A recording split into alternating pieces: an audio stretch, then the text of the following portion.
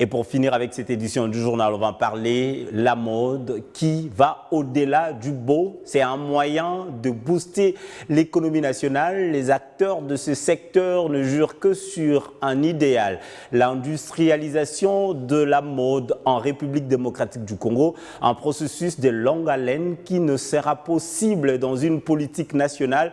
Les opérateurs de la mode sont déterminés à travailler pour donner davantage des outils à l'État congolais.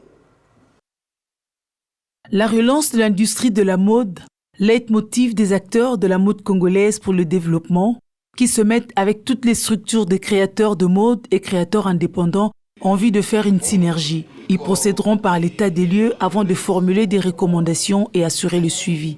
Le pont sera jeté lors du colloque 2022 autour du thème « La mode, une référence pour l'homme congolais ». Pour lier l'utile à l'agréable, une exposition vente dénommée « Village de la mode » sera organisée durant 3 jours à la grande halle de l'Institut français de Kinshasa. Confirmation de sa directrice devant la presse, elle a expliqué les enjeux. L'initiative collective, je pense, est tout à fait louable.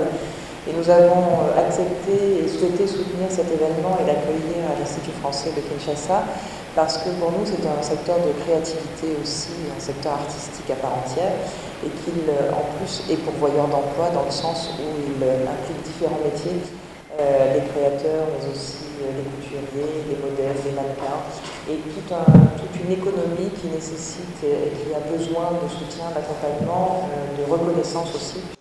Pour les différents acteurs de la mode et de luxe, il ne devrait plus être question de faire cavalier seul, d'où l'ambitieux projet de création de la haute autorité de la mode qui doit marquer le clou de ce premier colloque de telle envergure.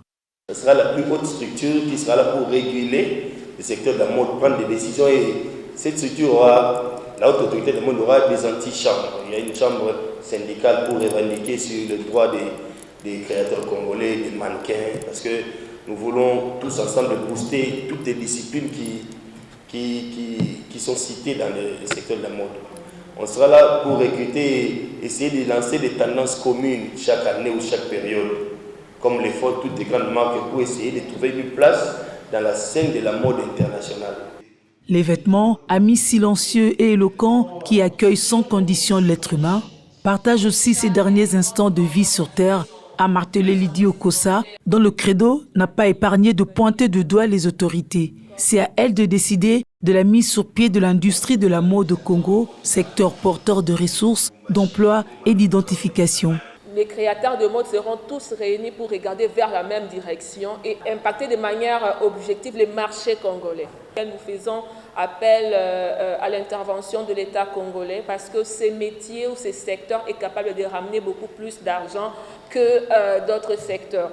Je crois fermement que le développement de l'industrie de la mode dans notre pays n'aura pas du mal à être mis sur pied quand les autorités décideront d'investir dans notre secteur. Le temps est déjà donné, les consommateurs de la mode ont toujours tendance à être à la page sur les nouvelles allures et les créateurs congolais vont désormais ensemble saisir cette opportunité pour déterminer les grandes lignes. Il ne restera plus qu'à l'État de s'investir pour faire décoller l'économie.